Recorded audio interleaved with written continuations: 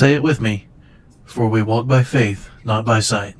Hey guys, in today's episode of Cheap Old Cars and Corners, we're going to change the front ride height of the Blue Bullet by adjusting the coilovers. It looks pretty good though. Doesn't it look good? Let's turn around here, look. It has a decent ride height. It's pretty low. It's actually the exact same in the front as an H&R Super Sport Spring. I want it to be higher. Why do I want the car to be higher? There's a couple reasons. One, good steering geometry. Put the steering geometry back to more like how it was from the factory. Two, I'm tired of scraping stuff. You know, the coilovers, I didn't do that so the car could be super low. I did that so I'd have adjustability, easy change out of springs. Maybe I can find used springs. You know, if I want to change the springs, it doesn't have to be Mustang specific springs. Now that I have coilover stuff, it just has to be 2.5 inch, the right length and the right spring rate. And so I can find springs for cheaper. So let's see how high I want the car to actually sit. So if we look at the car, it looks good. Like I said, here's my jack, right? The Harbor Freight Daytona jack. Hitting my chin spoiler already, and it's going to catch on that bolt. There we go. That's a problem. That doesn't work. It doesn't want to come out. Comes out from under that car. Let's go look at that. So I come out here and I look at these very dirty cars. And I see this ride height right here. And you know what? That's not too shabby. This car sits a little lower than stock, but not really low. The thing is, I like how this one looks when it goes down the road. Now, if we turn over here and we look at my Mach 1, I like how it sits too. It has a little bit more of a rake, which I did on purpose. So the rear is actually stock on this one. On the front, I have bullet springs, which are 1/4 inch lower than Mach 1 springs, same spring rate.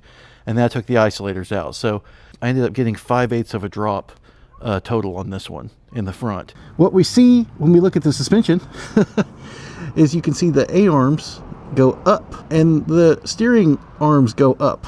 The thing is, you actually want this stuff to sit level. And if I put it back to where it sits level, the car will sit too high. So I do have to have some kind of compromise there. And you can get different steering rack bushings to move the steering rack up, and then a different K-member to move the inside of the control arms up. I'm not going to go that far yet on the Blue Bullet. Let's just look at these angles here, and then let's go look at the Blue Bullet and see what it looks like. So my control arms are the tubular control arms. That's a different thing there. And then you can see my steering. It angles up even more than the other one. So that's something we need to fix. Now here's a thing that we could do. I could actually measure this height right here and then measure this right here and see how much I need the car to go up. So let's do that. Now you could easily say, hey, why do you want to go up as much as the jack? Can't you just drive up on some boards? I definitely can, and I have some boards that I drive up on. I don't even mind doing that much. So right now I'm just seeing how much that would be. If going up to clear the jack is too much, then I'll still drive up on boards to jack it up. I'm not opposed to doing that. That's fine. All right, kind of hard to see, but we are looking at about 6.5 inches. Let's measure back here. Okay, yeah, just under 6.5 inches. What have we got over here for our clearance? Clearance? Where's your clearance, Clarence? Ooh, guys, it's 6 inches. Okay, this might actually work. I was wanting to bring the car up about 1/2 inch, I think. All right, let's see what we got here on this side. Just a hair. It's dark, it's kind of hard to see, but it's just a hair under 26. Like with my eye, I could see part of the fender that wasn't showing on camera where it rolls under. And this side, right here, 26 and, oh, it's hard to see. Just under 26.25. Let's go out here and look at the red car and see what it is. Because I do like how this one sits, especially this passenger side. Guys, that's 27 inches. What's this side at? 26.5. Honestly, I like the 27 side better. About 26.5. If you want the front of your V6 to sit like a Bullet, because this is Bullet springs, get 500-pound 01 Cobra springs and cut a half coil off, and that will get you that ride height. Okay, so what I'm looking at is minimum 26.5. But I would be okay with 27. I only need to go up 1/2 inch to clear the jack, but I mean an inch on one side, 3/4 on the other side. That's a lot of lift. I was going to raise it anyway, but I was only thinking 1/2 inch.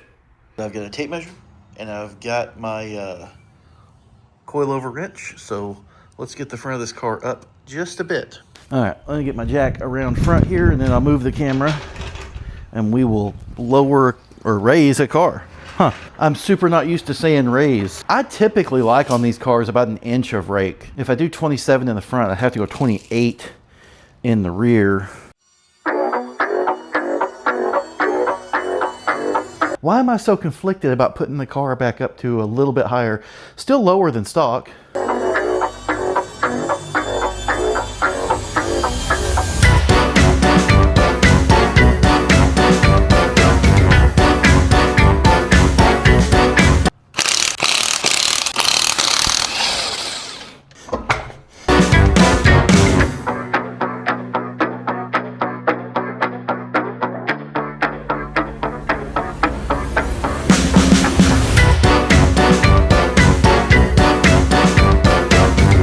So yeah, I quickly realized that I had no clue what I was doing, and measuring down to like the 16th or the 32nd of an inch and trying to get it exactly perfect on the first try, not what I needed to do. So I went ahead and did an inch. That's a big old gap. That's almost forefinger. You know, I've already driven the car and settled, got it to settle down every time. I know people got to do stuff. I'm not upset at people for doing stuff, but there's just been nothing but leaf blowers and weed eaters and mowers and all kinds of stuff today. We are dead on 27, and that's what I wanted. Problem is the other side's 27 1/4. So I'm going to bring that side down 1/4 inch-ish. Then, fun things, the rear is adjustable as well. It's on the Maximum Motorsports adjustable control arms. Yeah. So I don't have the coilovers in yet, but the rear is adjustable. But now that I have 4-way adjustability, I'm going to get the ride height even without me in it just sitting here. I know that low looks great and all the things, but I can just put my jack under the car. Oh my gosh. Yep, that is an amazing thing.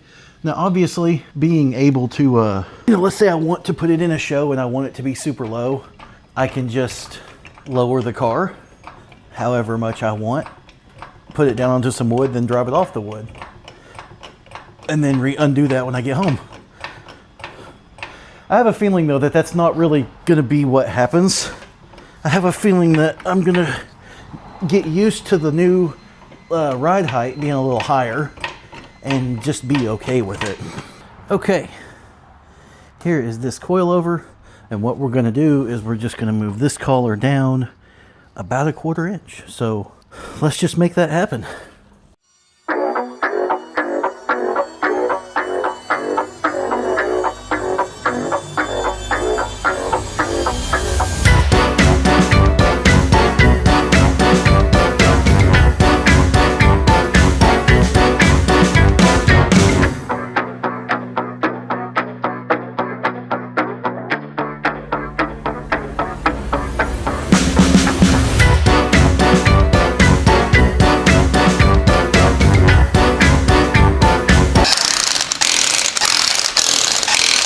I'm going to take the thing for a drive, get the suspension to settle out a little bit, and then I'm going to work on the rear, getting it perfectly level. First things first, let's get the rear of the car into the air. Hey, there's inside my exhaust pipe. Ooh. Anyway, yeah, let's get the rear of the car into the air.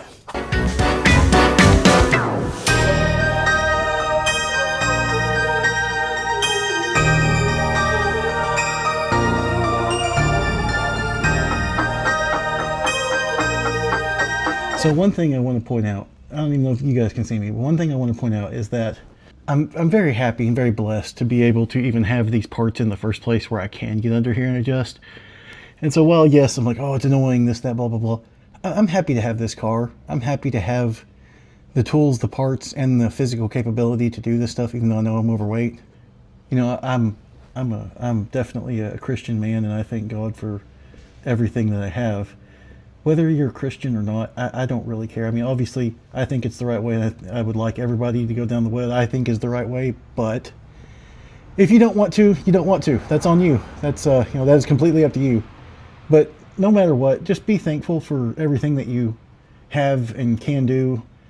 If you have a goal of like working on these cars and getting parts for them, and you're not there yet, just be happy that you can work towards that goal, because I kind of sound like my parents here sometimes, but there's people that can't work towards those goals. There's people that are too lazy to work towards those goals. They want the thing, but they're too lazy to do it. So if you're working towards a goal and you're not quite there yet, just keep going.